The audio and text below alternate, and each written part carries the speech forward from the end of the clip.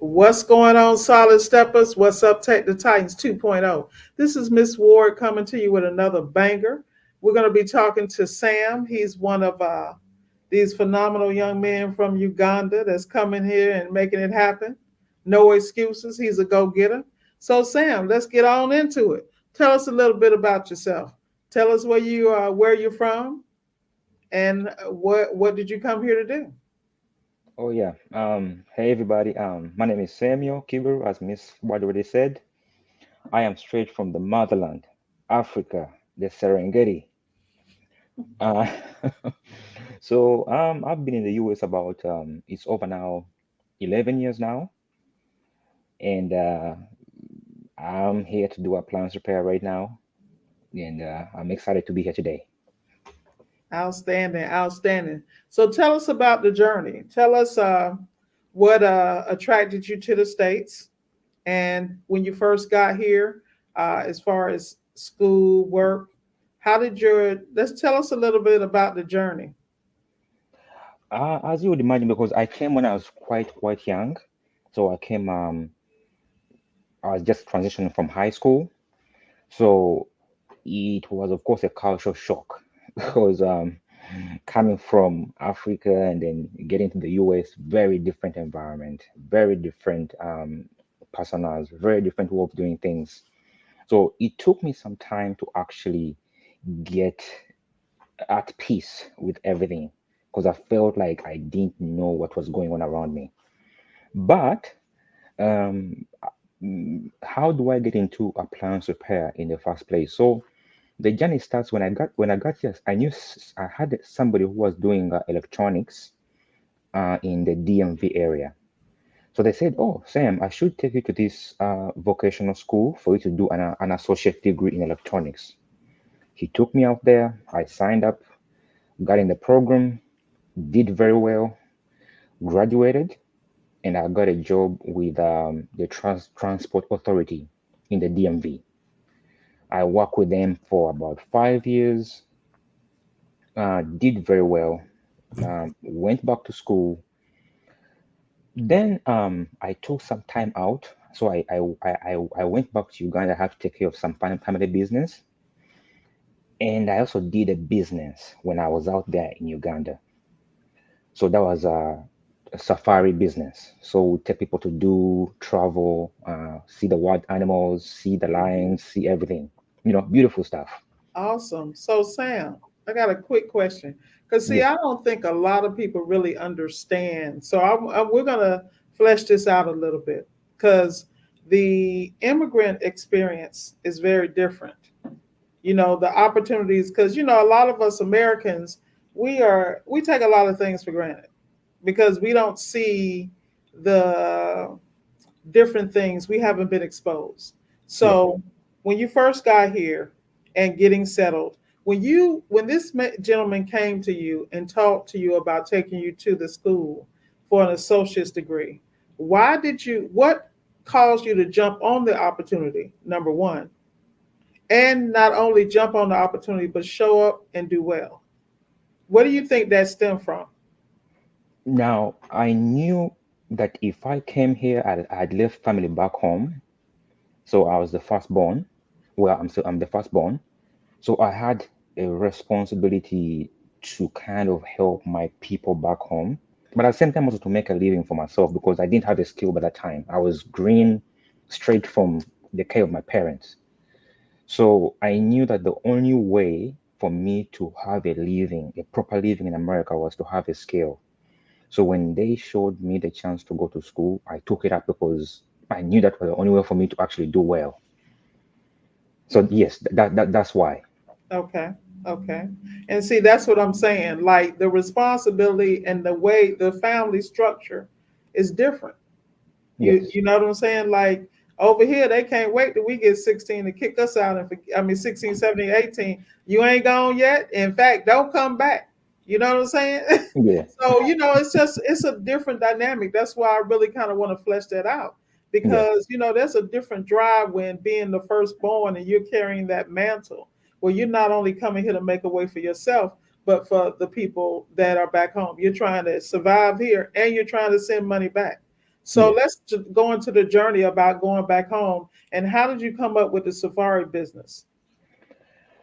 So I've always been quite interested in business, although from for a young age, always trying to do small things, selling stuff, the typical, maybe a replica of a lemonade business, African setting. So when when I went back home, I had to take care of some family business. I was there for a long time. So I said, okay, I'm here. What can I do? So Uganda is a very beautiful country. So I felt that that was an avenue that I could easily exploit because I knew America, I knew what they were looking for. So maybe that could be a great way for me to make a living, but also give people wonderful experiences. And that was going quite well for maybe 1.5 years. Then COVID happened.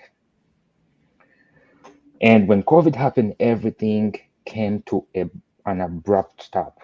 The airlines were shut down, the airports were shut down, the cities were shut down. So there was nothing going on. So I was losing money. I was paying for websites. I was paying for the different, fixed costs for the business, and there was no customers. Now that time that I had sitting in the house doing nothing, I went on YouTube because I was home doing nothing. So I was searching, what can I do? What can I do? What can I do? What can I do? And I think that's the same time that I get to see Mike Sneed. I see you, Miss Ward. So I said, oh, this is something in line with my background in electronics. I think I can do this. So me having had a business now, of course, that brief business experience from back home, I felt that I could still kind of just build on that foundation and do business when I get back to the US. So what I did in the meantime, I found local appliance repair people in Uganda, in the capital city. I did a 3 month training with them. They were doing dryers, they were doing microwaves, they were doing whatever to kind of give me an introduction. So when the airports opened and now I was free to travel back to the US, I came back to the US. Now, my plan was to find a job with an appliance repair company to learn how they do business, and then from there I would build my own thing later on. That didn't happen. So for months I was applying, calling different appliance repair companies. Nobody was taking me on. They were like, "Oh, we aren't hiring right now. Things that are a bit slow. Hold on, hold on, hold on." So I got comfortable and scared. I took up a job. Hey, there's nothing wrong with that, man. That's your first investor is the job. Yes. So I didn't actually execute on the appliance repair journey till April this year. So around April 23rd, that's when I did finally open up my LLC. And here we are today, Fix Appliance Services. Awesome, awesome. So let's talk about that now. You know, from me, from knowing you, I know that there's a lot of back end things you did to prepare yourself. You worked on your business credit, your personal, all that, so it could be pretty well lined up. You know, you had a plan. And that's what I like about you, Sam, is because I watch you. You know, I tell people all the time, you gotta watch these quiet guys. I say that about you, Pablo. What's my other guy? He just sent me something. Oh my goodness. I cannot believe I gotta look at it because I cannot not say this guy's name. Because he is so far in the background, but he Yeah, is always, yeah, Jonas. Shout out to Jonas. You know, you guys are what I call sleeping giants because you're always taking notes, you're always stacking the bag. You one of those guys you go by, let me hold $20. You be like, nah, I'm broke. Y'all always broke. But y'all know how to stack that paper and do what you gotta do. I mean, it's respect because yeah. you have a plan. So I totally understand it with the things you're trying to accomplish. I commend you. So let's talk a little bit about what did you do and why did you take that approach? You have your job because you got the job and the job requires so much time from you. How have you been able to, number one, start the business or prep for the business with the job? and then get into business and do business while you still have a full-time job? How do you structure that? Scheduling and investments and things of that nature. Now, that's a very good question. But what I can say, I was listening to different channels, and that's ABC, and of course, there was something that you were consistent about. Don't quit your job until you have this off the ground. So, with that kind of, I would say mentorship, it wasn't direct mentorship because I was never in touch with you then, but I was following your channel, I was following different channels, and people will tell you, don't quit your business until you're ready. So I knew that, and also having had previous business experience, I knew it takes time for something to actually get off the ground. So there was no I was going to quit. I have responsibilities. I have a family to take care of. So there was no I was going to just dump everything and open this because I know it takes time for you to get off the ground. So what I did was one, do the business registration. That took like almost 2 weeks, a month. The state, IRS, the website, getting into the different groups, getting some certifications, buying the courses. So I was trying to do all the different things that you were mentioning on your videos, the things going through Mike's Needs live podcasts, reading, watching YouTube videos, trying to kind of have that foundation in place before I take the big leap. So now my job requires me to travel a lot. So sometimes I take like 2 weeks upstate New York. Sometimes I be in Pennsylvania 3 weeks. But what I would do, I would sign up with warranty companies and only take up jobs when I'm sure that I'm going to be in the area. That gave me the introduction before getting into real COD because COD customers want you to come right away. So my main focus was warranty as I get more comfortable with my schedule. Yes. Okay. All right. Now, I know that you've attended to a couple of events. How have you, let's talk about your training, how you've continued to invest in your business training and your technical skills. I know you visited Virginia Tech up there with TK. Yeah. You've been getting coaching from me. So let's talk about number one, your technical experience and how that's helping you in the field, the coaching with me, number two, how that's helping you, and then the overall how it's affected your business, the two together. Okay. Now, beginning with just the technical training, and this also goes back to having mentorship. So I used to listen to you, to different people in the industry. They would say you have to have the technical game down packed. You can't fake it because, and I saw it because the first time I went out to a customer, it was a dryer. I think it was a Samsung dryer. I spent 4 hours in that customer's house. Of course, you look like a fool because the customer is checking on you to see what you're doing, and you just don't know what you're doing.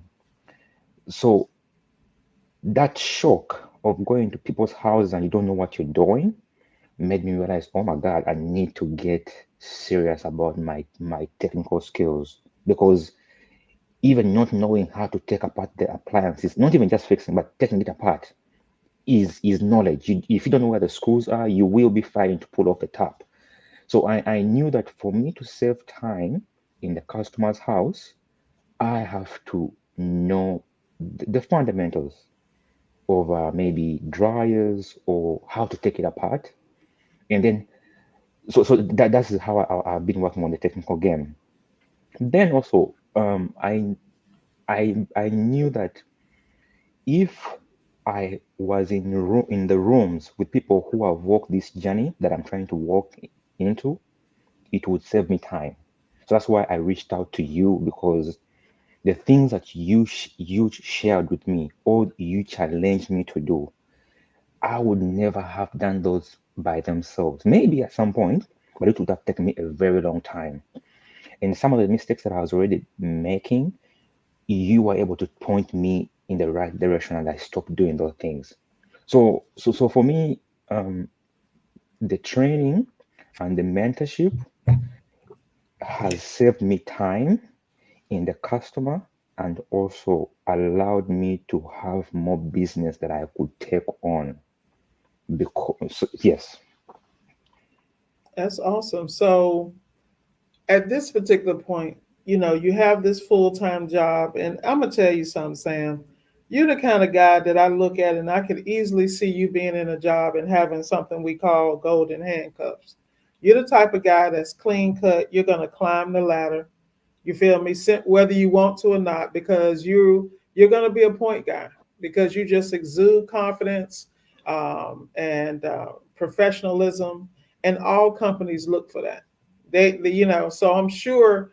So how are you balancing climbing the ladder or stepping up to the plate at work and trying to grow the business? Have you balanced that, or what's the plan there? um, it is a tough one, but it took a lot of soul searching on my part because I wasn't doing bad at my job. I was making a lot of money, per se, let me say. But I looked at the ceiling of my job. It's clear and defined. So with every year, you get a bonus, you get a pay raise, but it doesn't match up with the inflation.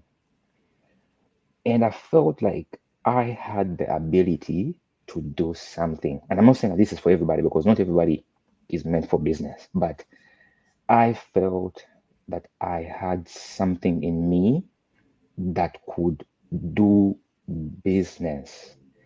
And because of my electronics background, this was kind of a soft point for me. So it was more of me asking, okay, 10 years from now, if I look back on my journey, would I be proud of me staying at my job, or would I be proud of me trying to build a business? And I thought that I would be proud of myself if I took this appliance repair business journey. So that's kind of what pushed me to start the transition away from my full-time job to appliance repair. Because even if I don't take appliance repair down the road, 10 years down the road, the experience of running appliance repair can be translated to so many other businesses because I see that happen all the time. So for me, this is a win-win in the long term. Yes. Okay. All right.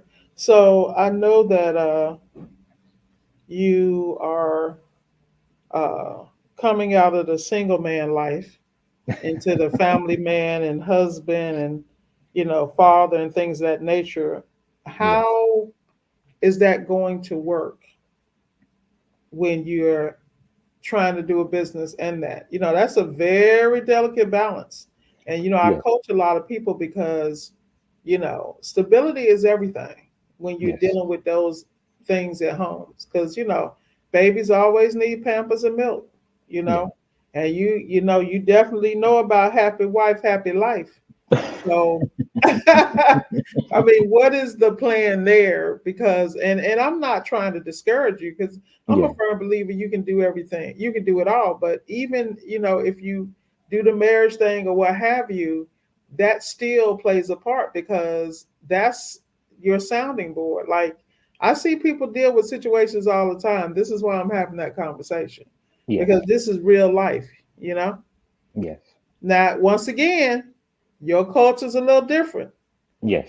But you go down there and tell Keisha you leaving that job, it's gonna be different than telling, Evelyn. You Yes. know what I'm saying? Oh, yes. Now, it's a tough one. It's a tough one. But that's why, of course, I was very clear. I was very clear with my loved one that, I want to do this because she knew about my plans before that when I was trying to get the training even back home. Mm-hmm. And of course, we may have disagreements about certain things, but I feel I have the support. And for that reason, I must deliver. You better. Hey, you better. Yeah, But but but that's it scares me too because I see the demand already, You go out in the field and then you have to balance the books, you have to close out the jobs in the CRM, you have to do the paperwork for warranty companies, and you have a job in the morning that you don't haven't read for or pre-gamed for. So actually right now I am because I already realized that I need help, because there is no way I can be running 5 calls a day and then I have to do the pre-game and do the paperwork. So I am trying to to bring a VA on board to help me. And I feel like as long as I don't run this as a personal business and I have a support system, a professional support system, I can be able to balance. I think it's tough, but I can try to balance my family life if I run this as a professional business, not based off me alone. Well, the key is that the rubber meets the road. At least you already realize the demand, and you realize that you're going to have to add, VA, CSR, phone service, what have you.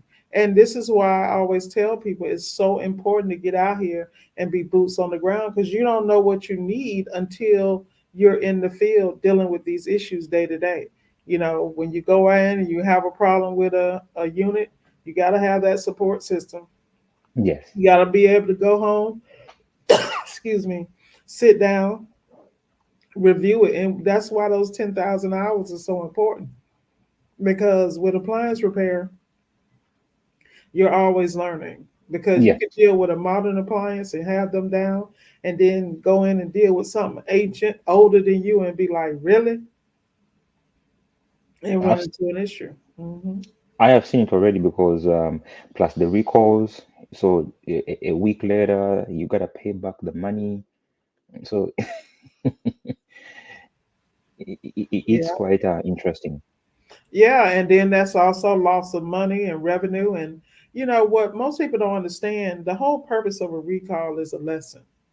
It's not a loss, it's a lesson. The key Yes, is if you keep repeating the lesson, it becomes a loss.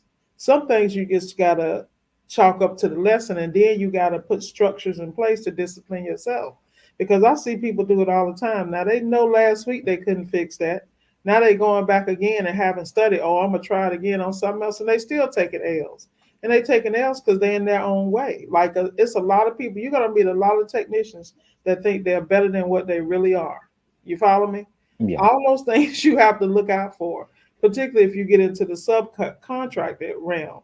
But everything you do, because you're very methodical, I'm certain that you'll be successful, because I personally watch you pivot. You see the obstacle coming. Most people I know, they see it coming and stand right there like they didn't see it, and then get ran over and then call me, be like, Miss Ward. I'm like, really? Don't call me. Click. yeah. What I'm saying? Get I out know. your way. Hmm. I know. I'm not gonna be calling Miss Word for bullshit. Exactly. There you go. There you go. Because the kids, Miss Ward has the same. Like I just dealt with an issue with an older dryer, and one company said that this particular bracket for the wheel, that the bearing that the wheel runs on, was still available. I ordered them. Wrong size, don't fit. I had to bring out sandpaper, clean the old bearing up, blah blah blah, put it in, and then let the customer know we got to order additional parts. The reality is, I just need to let them know to replace the unit. I don't need to make additional trips, but Yeah, that's called the lesson. And once yeah, you understand the lesson, you realize when I see this, the parts are not available, so I'm not even going to entertain. So that lesson just taught me for the next 20 years, I ain't touching that. yes, I don't care how durable, how good it sound. I don't care, I don't care if I'm just replacing the thermal fuse. I'm not touching it, yes, and that's yes. a different level of maturity in business, because I'm telling you, some things you should never be repeating. So, all right, let's talk about at this particular point, as a technician, how would you rate yourself? Like what are you working on? What are you looking forward to working on, and what are you intimidated by? Now, the journey has been a subdivision journey. So what I did, I didn't take when I first signed up for the warranty companies. I took the easy stuff that I knew: microwaves, dryers, ovens, and ranges. So because I knew it was a lot of stuff to take in at the same time, trying to read about refrigeration, read about washers, read about. So I just focused on the few. So the microwaves, that was the dryers and the washers. Quickly, I realized that the microwaves weren't really giving me a lot of, well, they weren't giving me good money. And so I pivoted. So then I added on refrigeration. And of course, talking to you and talking to other people in the industry, I realized that by me not doing refrigeration, I was leaving a lot of money on the table. So now my focus is more towards the refrigeration side. And so I just did my first LG compressor diagnosis this past weekend. And of course, it took me about 2 hours for me to get out of the house. But when I got back home, I searched everything I could find about LG seal system diagnosis because I want to make sure I get so good at this that it takes me a short time to do it, but at the same time, these are the higher value jobs. And in line with refrigeration, I went for the seal system training, specifically the R600 training. So that was in VTA, Virginia Tech Academy. Um, I bought my tools. I got my lock ring. I got my weighing scale. I have now the set. And the next step in my journey of technical skills is for me now to get more hands-on practice with R600. And once I become good, and of course I haven't done it yet, but this is the plan. Once I feel that I'm really good at refrigeration and R600, that will be my main emphasis. I'll drop most of these other things. I won't be probably be doing washers. I probably won't be doing dishwashers. So, but the focus will be refrigeration, dryers, seal system, specifically R600 seal system. So that's the phase that I'm in right now. Okay. So have you thought about how are you going to channel specifically just those items to you? Have you looked at your SEO or what, what avenue or what tool you may be using to just kind of focus on those items? Yes. So so I did sign up with one of the manufacturers, and they, as soon as I signed up with them, they wanted me to do R600 right away. And I said, okay, that's great because they have a lot of new refrigeration in the area. So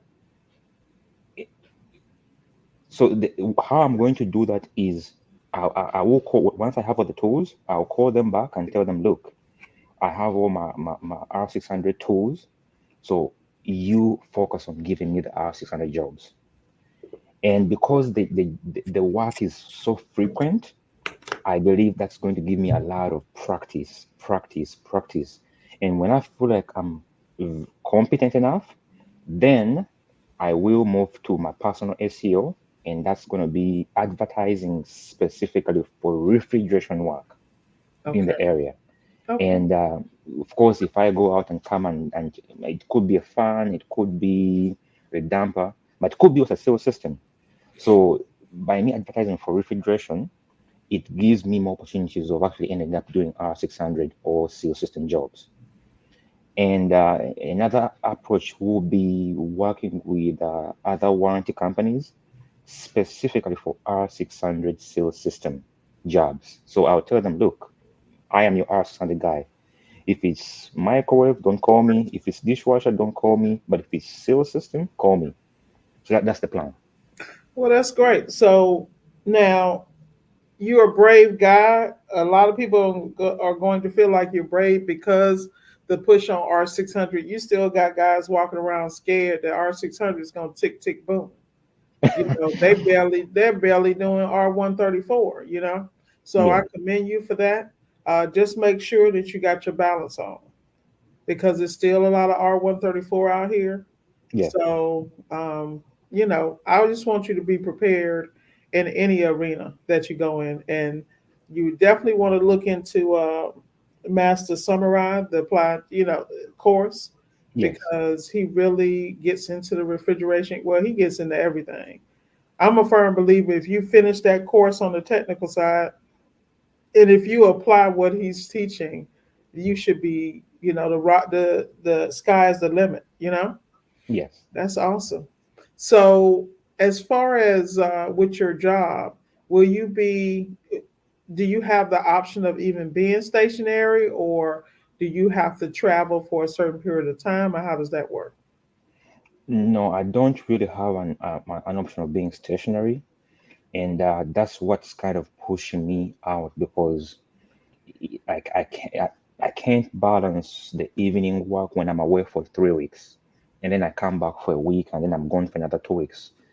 So no, I eventually have to go full time or Mhm. find something to balance out. Well, the beautiful part of though about how you have it structured, you can cut stuff off and cut it on.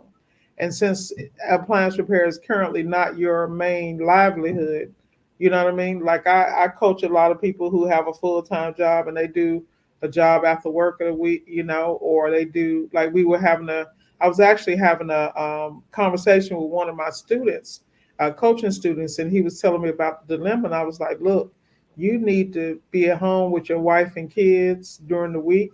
And then Friday and Saturday, if you're covering another market, you go out. They want to go, take them, let them enjoy the sights while you knock out what you're doing and, blast that area that day. Because I'm a firm believer whenever you have family, it's certain things you're never going to get back. You're never going to get those first steps back. You're never going to get them looking for their daddy. It's just that's just something I'm really particular about. Yeah. I want everybody to get out here and eat and hit the ground, but I just want people to be very clear about the trade off. You know, Yes. the beautiful thing about America is you can be overemployed. You can have a job, you can have a second, a third, or whatever, but you just want to be smart about it. I love the way you're ordering your steps, and you definitely should be successful. So, what would you tell anyone that's getting into the industry? How would you recommend them to get in? What would be the first steps would you tell someone trying to get into the industry? Now my answer will depend on two things. Does one have a background in business? Second, do they have some technical background, or are they coming from a whole different career path to appliance repair? And have they maybe run a business? Have they been in a managerial position? Because if you have never run a business before or you don't have the technical skills, I would recommend one, start with the warranty companies and don't don't take everything. Keep a narrow path. For example, work on the dryers, work on the ovens, the ranges, the things that don't involve water. Because if you don't know what you're doing and you're working on things that involve water, you are going to make some very big mistakes that may cut you off before you even start.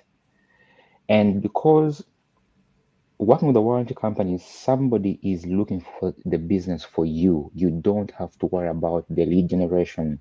You just have to go and execute.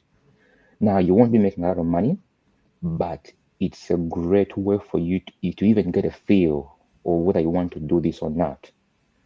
Now, for somebody who has done a business before, then yeah, maybe they need to go all out doing their own lead generation SEO. But still, I would limit to the appliances that don't involve a lot of mistakes. What I mean, water, the refrigeration. Don't start up doing that. Don't start out doing washes, because if you don't know what you're doing, you may cost yourself a lot. And then get in the right circles. What I mean, for example, me being right here on Solid Steps podcast, this is a great support system. That the things that I pick from here that probably will take me years to pick. So I would recommend make sure you get in the circles of people who have walked this journey.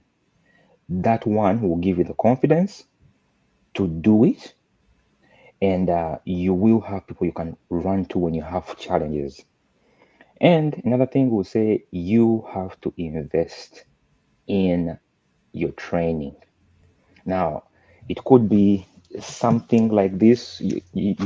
Some people that, you know, m- The Eric Clenert book, which yes, everyone should have that. Everybody should have the Bible because that's what I consider that. That book is so well laid out, it's so well detailed, and it's going to stand the test of time. That's yes, when you invest in yourself. You can get it hardback, you can get it on Kindle, like I have it, you know. yes, I wholeheartedly agree because you have to invest. Everyone, in my opinion, should be going out and triaging. You should triage every job, even when you think you know. Because how many times have we gone out? Oh, I know what it is, and be like, "Ooh, now I got to find the schematic. Oh, there's no reception here. Oh, you know what I mean?" But yes, this is why when I'm telling people 10,000 hours, get your boots on the ground, start working in the industry, and figure it out. You know, yes. I agree wholeheartedly. I agree. So we're gonna start writing it down and wrapping it up here, Sam, because I know you got some things to do. We really appreciate you hanging out with us on the Tech the Titan 2.0 podcast and Solid Steps channel. But what is there anything you want to lead the people with, sir? I say the journey is definitely going to be challenging, but we keep on showing up and let's go get it. Exactly. Y'all know what Miss Ward say. Let's go get it. It's been an honor and a pleasure as always. I feel like we just had a fireside chat, and you just the most level-headed, common sense guy I know. You know, sleeping giant, y'all. Sleeping giant. Watch this guy. All right, Miss Ward signing off. Thank you for joining us. And what do we always say? We gonna say it again. Let's go Go get get it. it. Yeah.